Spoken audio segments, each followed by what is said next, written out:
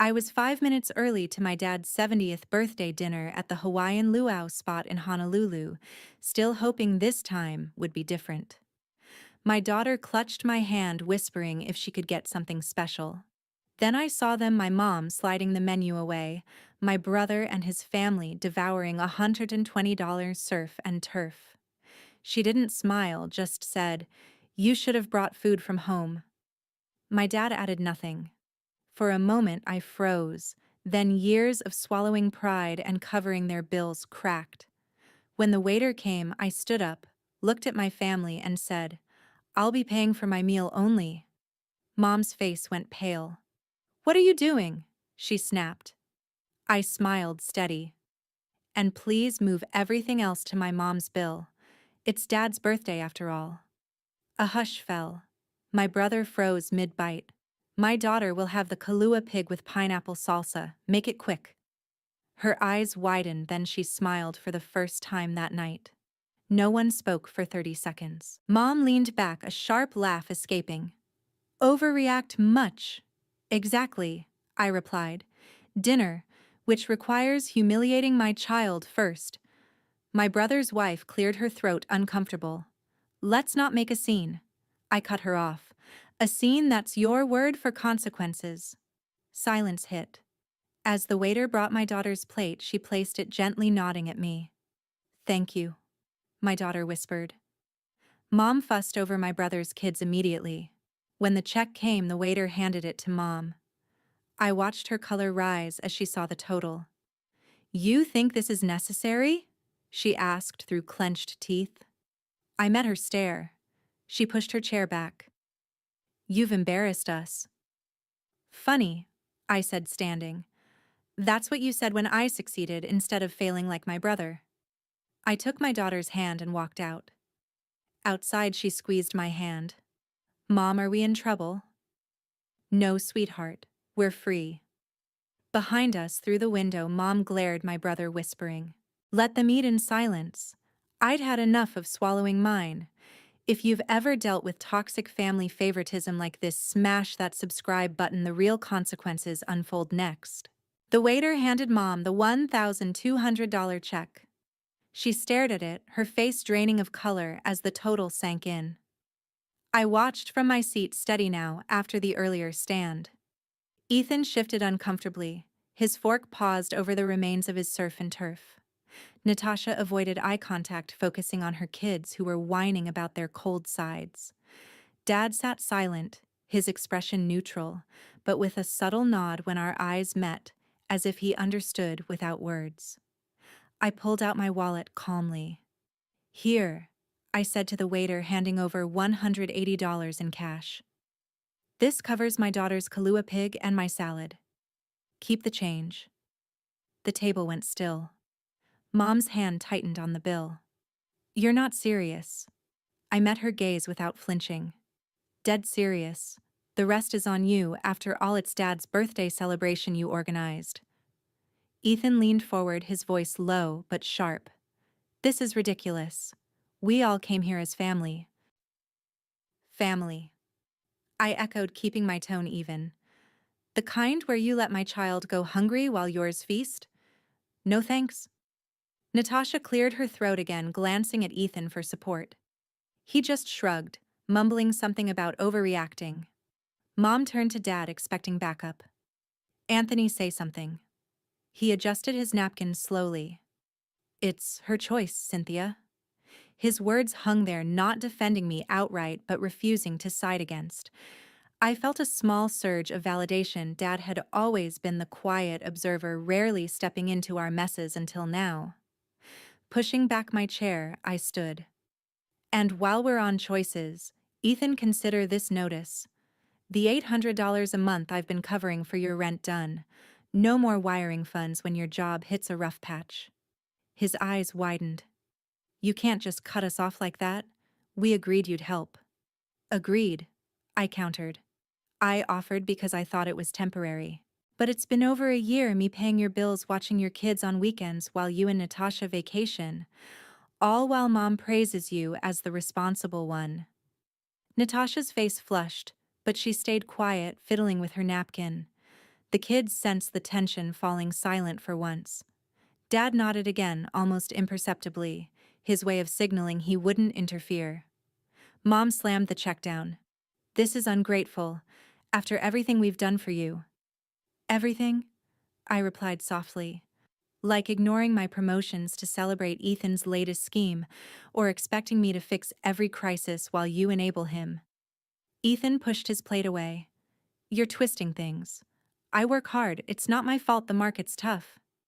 "Tough enough to afford that new car last month?" I asked, pulling out my phone to show a screenshot of his social media post. "While I skip vacations to bail you out." The waiter returned with the receipt for my portion, breaking the standoff. I signed it quickly. Bryan texted me then he'd been waiting in the car after dropping us off earlier. "Everything okay? Need me to come in?" I replied fast. "We're leaving soon. Stay put." Turning back to the table, I gathered Felicia's things. "We're done here. Enjoy the luau lights without us." Mom's voice rose. "You'll regret this walking out on family." I paused at the door. Family doesn't mean endless sacrifice. It means mutual respect. Something I've given plenty but received none. As Felicia and I stepped into the humid Honolulu night, the sounds of hula music faded behind us. She looked up. "Why did Grandma say that, Mom?" I knelt to her level. "Sometimes people forget what's fair, sweetheart. But we won't anymore." Back home later that evening, Bryan listened as I recounted the details. "You did the right thing," he said, hugging me. "No more enabling their chaos." I nodded, already planning to block their numbers temporarily.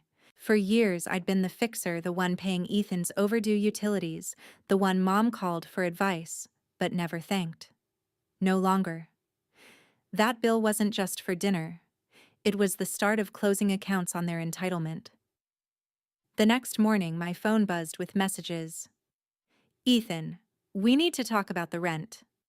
"Mom, how dare you embarrass us on your father's birthday?" I ignored them, pouring coffee instead. Bryan suggested documenting everything from past Venmo transfers to tonight's receipt. "Build your case if they push back." Aunt Dana called too, having heard whispers from a cousin. "Good for you standing up. They've taken advantage too long." Her words reinforced my resolve. By afternoon, I emailed my bank for transaction records tracing back the thousands I'd sent Ethan over time. Each entry was a reminder of unbalanced scales, me working overtime while he coasted. As evening fell, I sat with Felicia, helping her with homework. She smiled more freely now, unburdened by the earlier awkwardness. Bryan joined us, turning it into a family game night.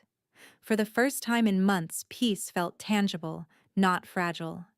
Mom's favoritism had poisoned gatherings for years, but tonight marked the shift. No more silent complicity from Dad either. His subtle nods hinted at change. Ethan would have to face reality without my safety net. And me, I finally breathed without the weight of their expectations. 2 days later, my doorbell rang at 7 p.m. I glanced through the peephole and saw Mom standing there with Ethan, their faces set in grim determination. No courtesy knock, just the sharp chime demanding entry. I opened the door, keeping my expression neutral. They pushed past without a hello, Mom clutching a folder like it was ammunition. Ethan scanned the living room as if assessing what I owed them. Mom dropped the folder on the kitchen island with a thud. "That's the lease agreement for Ethan's place. Since you've decided to play games with money, you'll cover the full back rent you promised." I crossed my arms, unmoved. "Promised I helped out of goodwill, not obligation." Ethan jumped in, his tone defensive. "My job's been unstable, layoffs everywhere. You know that. We counted on your support." Mom nodded vigorously, placing a hand on his shoulder. "He's trying his best. As a mother, I see how hard he works. You, on the other hand, always make things difficult." I reached into my purse and pulled out 4 crisp $100 bills. "Here, $400 as petty cash. Consider it my final gesture.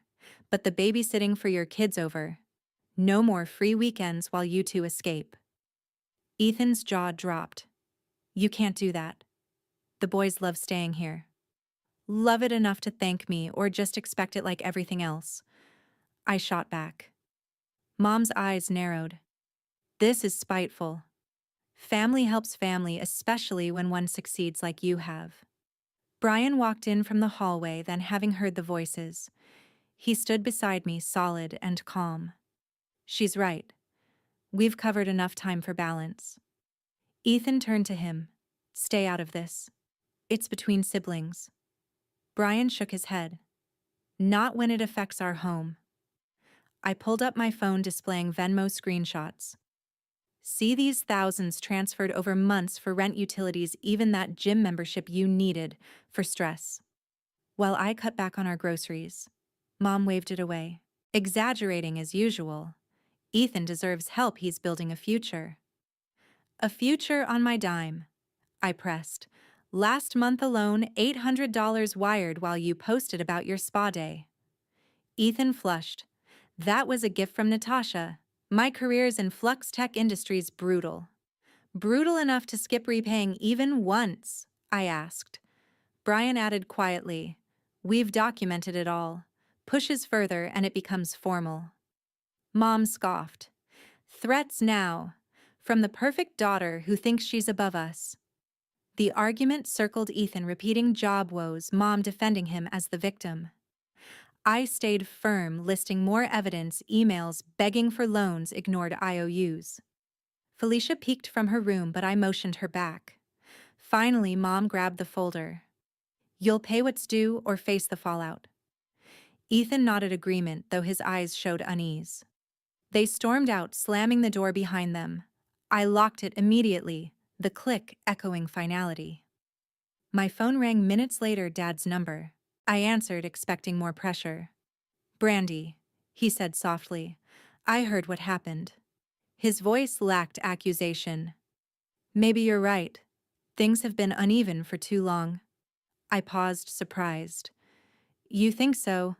I've seen it, but stayed out to keep peace. Not anymore. We talked briefly. He admitted Mom's bias toward Ethan stemmed from old patterns, but he wouldn't enable it further. Do what protects your family, he concluded. Hanging up, I felt a rare alliance forming. Bryan hugged me from behind. That took guts. We sat down reviewing the screenshots together.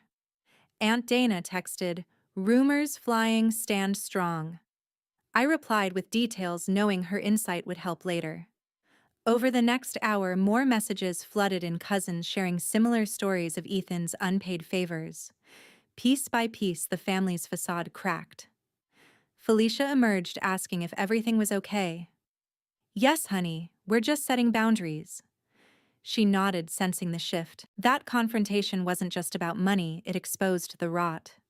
Mom's protectionism had shielded Ethan from growth, leaving me as the perpetual giver. No longer. Bryan suggested updating our will next, ensuring Felicia's future stayed secure. I agreed, pulling up legal sites for notes. As night deepened, I organized a digital folder, transfers, texts, timelines. Evidence wasn't revenge. It was armor. For the first time, Dad's quiet support felt like a turning point. Ethan might scramble, but without my crutch, reality would hit. Mom could rage, but her favoritism wouldn't dictate my life anymore. Monday morning, the school called. The administrator's voice was professional, but cautious. Mrs. Young, we received an anonymous report about Felicia's well-being. It's standard to follow up. My stomach tightened instantly. A report? About what? Concerns of neglect, emotional withdrawal, perhaps. The counselor will speak with her today. I hung up, piecing it together. Anonymous right after the confrontation. Ethan or Mom pushing boundaries further. Instead of panic, I channeled focus. First, I saved screenshots from Ethan's texts bragging about his surf and turf dinner, time-stamped the night of Dad's birthday. Living large, he'd written, with a photo of the plate, contrasted sharply with their claims of hardship. Next, I walked through the house methodically. Fridge stocked with fresh fruits, yogurt and meals prepped for the week, Felicia's room organized, books on shelves, toys in bins, laundry folded. everything spotless to counter any scrutiny. Bryan came home early from work. I got your text. What's the plan? We sat at the table, him pulling up our shared drive. Document everything, he said. Add those screenshots to the folder. If this escalates, we're ready. Anger simmered beneath my surface, not explosive, but calculated. No rash calls to Mom or Ethan. Instead, strategy notes on Felicia's routine, her straight A's extracurriculars. This wasn't emotion. It was preparation. Aunt Dana rang mid-afternoon. I heard through the grapevine school involvement. Keep every receipt digital or otherwise. They've crossed a line. Her advice sharpened my edge. Thanks, Aunt Dana. I'm building it now. The counselor arrived after lunch, 2 women in plain clothes with badges. Child Services follow-up? One explained. I invited them in politely. They toured the kitchen, noting the full pantry. In Felicia's space, they asked about her hobbies. She chatted easily about art class and soccer. No red flags emerged. They interviewed me separately, questions on routine support system. I answered steadily, mentioning Bryan's steady job and our community ties. As they wrapped up, one hesitated. Everything checks out. This seems unfounded. Relief washed over me, but resolve hardened. The visit ended without issues. No findings, case closed. Yet the intrusion lingered like a warning. Back alone, I decided time for counteraction. This wasn't just defense, it was turning the tide. Bryan returned with takeout, sensing my mood. We beat this round. We ate together, Felicia oblivious and happy. Later, I expanded the folder, school records, doctor visits, even photos of family outings. Aunt Dana emailed more tips. Scan old checks, too. Her network of relatives had stories, Ethan's similar tactics with others. It fueled my plan. By evening, frustration gave way to clarity. Their move aimed to intimidate, but it backfired, exposing desperation.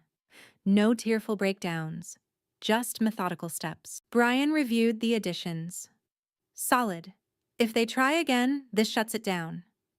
Felicia hugged me before bed. School was fun today, Mom. Her innocence reinforced my drive. That night, I researched local resources, support groups for family estrangement. Notes piled up, timelines of their demands, my concessions. This report wasn't isolated. It fit their pattern of control. But now, armed with proof, I felt empowered. The counselor's clean bill validated our life-stable nurturing. Their ploy failed, igniting my next phase. Carla's office smelled like coffee and victory. She leaned back in her chair, reviewing the stack of printouts I'd brought. This is gold, she said, tapping the rent receipts. We'll base the no-contact letters on patterns of dependency and manipulation. I nodded, handing over the latest edition's social media posts from Ethan and Mom, plus the Child Services clearance. She drafted swiftly, outlining demands: cease all contact, repay, outstanding debts, or face escalation. Evidence wove through each paragraph. Rent transfers, ignored repayments, even public smears hinting at our fallout. This isn't aggression, Carla explained. It's enforcement of boundaries. By midday, 3 letters were ready. 1 for Mom, 1 for Ethan, 1 copied to Natasha for awareness. We sent them via certified mail that afternoon. The clerk stamped each envelope, sealing the step. Back home, I waited for ripples. 2 days of quiet followed, no calls, no texts.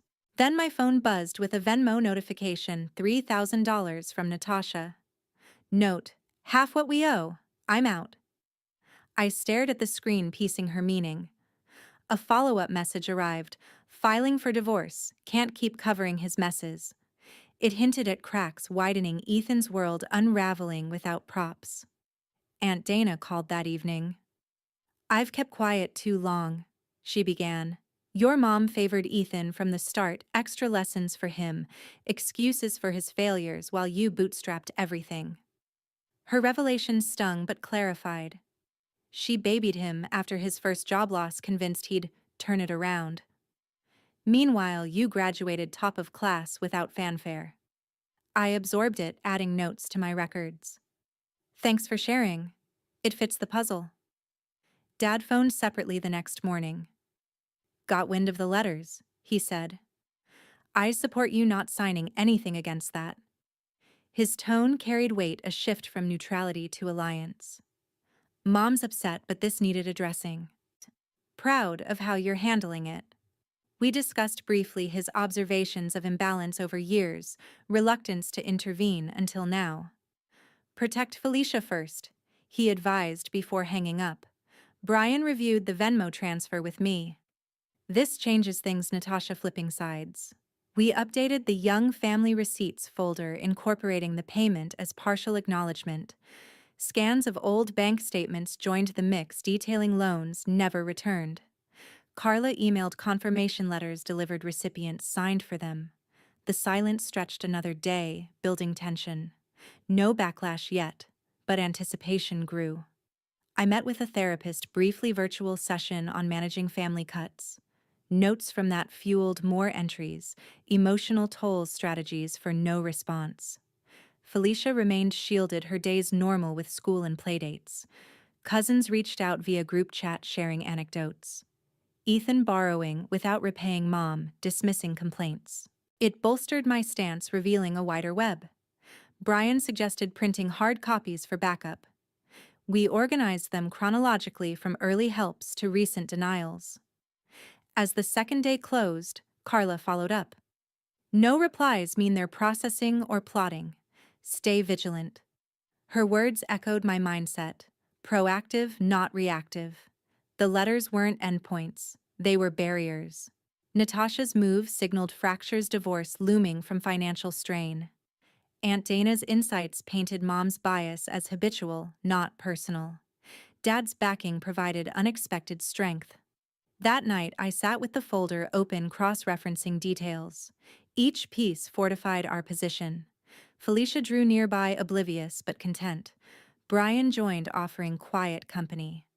The quiet wasn't ominous. It was space reclaimed. Their next play, if any, would meet resistance. For now, the letters stood as my declaration, enough. A certified letter arrived on Friday. The envelope bore a law firm's return address, thick with legal weight. I opened it carefully. Inside, a petition from Mom and Ethan, demanding grandparent visitation rights to Felicia. Grounds cited: estrangement without cause, and best interest of the child. My pulse quickened, but I stayed composed. I scanned it to Carla immediately. She called back within the hour. Classic overreach, she said. In U.S. law, grandparents need proof of unfitness, abuse, neglect, addiction. You have none. Clean Child Services report stable home-involved parents. This fails before filing. She outlined counter-filing affirmative defense with our evidence bundle motion to dismiss. We prepared the response folder that weekend. Every document: rent ledgers, repayment denials, social posts, contradicting hardship, Natasha's partial restitution, organized with tabs. Bryan notarized affidavits detailing our consistent support. Carla added legal precedents, cases where financial disputes didn't grant visitation. Courts prioritize parental rights, she noted. Monday, Dad requested a private meeting at a neutral cafe. He arrived early, coffee in hand. I saw the petition draft, he admitted. I don't want this. His eyes met mine directly. Refusing to sign. Mom pushed, but Ethan's name alone weakens it. He shifted allegiance openly now. You've built a good life. I won't undermine that. Relief mixed with gratitude, we hugged briefly, a rare gesture. Back home, I updated the school's restricted pickup list. Only Bryan or me, no exceptions for relatives. Changed all exterior locks, 2 new keys for us, and a spare with Aunt Dana. Simple precautions against surprise visits. Felicia noticed the shiny deadbolt. For safety, kiddo, I explained. She accepted without question. Carla filed our counter-petition Tuesday morning, included the full Young Family Receipts compilation, plus Dad's sworn statement declining involvement. This buries them, she emailed. The clerk stamped it, officially served same day to Mom and Ethan via process server. Their reaction came swiftly. Voicemails from Mom pleading family unity, texts from Ethan accusing betrayal. I forwarded everything to Carla without replying. Bryan monitored our security cams, spotting no approaches yet. Aunt Dana offered to testify if needed, her long view of favoritism as character evidence. By Wednesday, the firm's associate contacted Carla request to withdraw the original filing. "Clients reconsidering," he said vaguely. Carla pushed for dismissal with prejudice preventing refiles. Judge granted it Thursday, citing insufficient grounds. The legal peak crested, then crashed in their favor loss. Mom left one final message: "This tears us apart." I deleted it unheard. Ethan went radio silent, likely facing Natasha's exit accelerating. Dad texted support, handled right. Our home felt fortified, doors locked, lists, updated papers sealed. Felicia thrived amid the calm, finishing a school project on family trees, hers now simplified to us three. Bryan and I reviewed the dismissal order together, a tangible win. Carla billed minimally, pro bono spirit for clear cases. The drama hit its zenith in court filings resolving without hearing. Their bid exposed desperation. Our response ended it decisively. 6 months later, Ethan's marriage crumbled. Natasha finalized the divorce papers in a quiet courthouse session, citing irreconcilable differences rooted in financial irresponsibility. She moved out with the kids to a modest apartment nearby, starting fresh without his chaos. Ethan left scrambling, lost his job soon after. Word spread through mutual colleagues' tales of unreliable payments and family disputes, reaching HR via anonymous tips. The company cited performance issues, but everyone knew the real trigger. Mom faced her own isolation. Her bridge club disbanded invitations after whispers circulated at community events. Old friends distanced themselves, uncomfortable with the exposed favoritism and legal battles. She attended fewer gatherings, her social circle shrinking to echoes. Attempts to rally sympathy fell flat, details of the failed visitation suit leaked through court records, painting her as overbearing. I learned these updates piecemeal. A cousin forwarded Ethan's job search posts, desperate pleas for leads. Aunt Dana shared Mom's complaints during a rare call, noting her loneliness without judgment. Dad visited once, confirming the fallout. "Ethan's couch surfing now," he said plainly. "Mom rarely leaves home." He expressed no regret for his stance, only quiet acceptance. Bryan and I decided on a family camping trip to the lakeside upstate. We packed the SUV with tents, sleeping bags, and s'mores supplies. Felicia bounced with excitement during the drive, singing along to playlists. At the site, we set up near the water pine trees, framing a serene view. Bryan built the fire expertly while Felicia collected sticks for roasting. That evening, as stars emerged, I pulled out an old framed photo from my bag, the last family portrait including everyone. Faded smiles from better days. "Time to let go," I told Bryan. He nodded, understanding. Felicia watched curiously as we walked to the dock. I held the frame over the dark water. "This represents what was," I explained to her. "But we're creating new memories." With a gentle toss, it splashed and sank, ripples fading quickly. Felicia clapped, delighted by the drama. "Bye-bye, old picture." We laughed together, the sound carrying across the lake. Back at the fire, she roasted marshmallows, perfectly golden chocolate melting between graham crackers. Bryan shared stories from his childhood camps, drawing parallels to our fresh start. The night air cooled, but warmth from the flames and our closeness enveloped us. Before bed, I drafted a final letter on my laptop addressed to Mom and Ethan jointly. "This concludes all ties," it read. "No further contact desired or required. Wishing you resolution in your paths." I attached no evidence, no accusations, just closure. Sent via email with red receipt, then blocked their addresses permanently. No response expected, none given. Over the months, our routine solidified without interference. Felicia excelled in school, joining a swim team that boosted her confidence. Bryan advanced at work, earning a promotion that eased any lingering financial echoes. I pursued a side certification online, expanding career options. Dad maintained occasional contact coffee meetups focused on neutral topics, respecting boundaries. Ethan's unemployment dragged on, applications rejected due to references hinting at instability. He sold the fancy car to cover basics, a stark downgrade. Mom volunteered at a local charity, seeking purpose amid emptiness. Her calls to Dad went unanswered when pushy. The consequences unfolded naturally, no orchestration, just reality's weight. At the campsite the next morning, Felicia chased butterflies along the shore. Bryan fished from the dock, landing a small base we released. I journaled by the tent, reflecting on the journey. Peace settled deeply, unforced. The photo's absence symbolized release. Old obligations dissolved like the frame in water. We hiked a trail, midday, Felicia leading with a map she'd drawn. Views of the lake sparkled below, nature's vastness dwarfing past conflicts. Lunch was simple sandwiches shared with laughter over silly jokes. Bryan snapped photos of us, new portraits for fresh frames. As sunset painted the sky, we packed up reluctantly. Felicia begged for one more night, but school awaited. On the drive home, she dozed against my shoulder.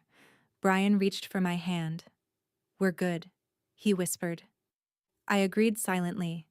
The lesson crystallized through it all. Family isn't obligation, it's reciprocity. Giving without return erodes. Balance restores. We cut ties permanently, embracing freedom in our chosen circle. No regrets lingered, only forward momentum. Ethan and Mom navigated their fallout alone, lessons hard-earned. Our path cleared, vibrant with possibility. Dad sent a text during the trip. "Glad you're happy." Brief, affirming. Aunt Dana planned a visit, soon bringing positivity without baggage. Felicia's world expanded, friends' activities, stability. Bryan and I invested in us, date nights, shared goals. The camping trip marked rebirth. Throwing the photo wasn't dramatic flair, it was deliberate severance. Ripples gone, surface calm. We arrived home refreshed, unpacking with ease. New routines awaited, no shadows from the past. Ethan eventually found gig work, scraping by. Mom reconnected with distant relatives cautiously. Their circles contracted, ours grew selectively. The cutoff proved permanent, attempts at outreach ignored, boundaries ironclad. Felicia asked once about grandparents. "They chose differently," I said gently. She accepted, moving on to her drawings. Bryan supported every step, our partnership strengthened. Freedom tasted sweet, self-defined, unburdened. Years of enabling ended in that lake's depths. Reciprocity became our guide, relationships mutual, respectful. We lived freely, fully cut forever from toxicity, rooted in what truly mattered.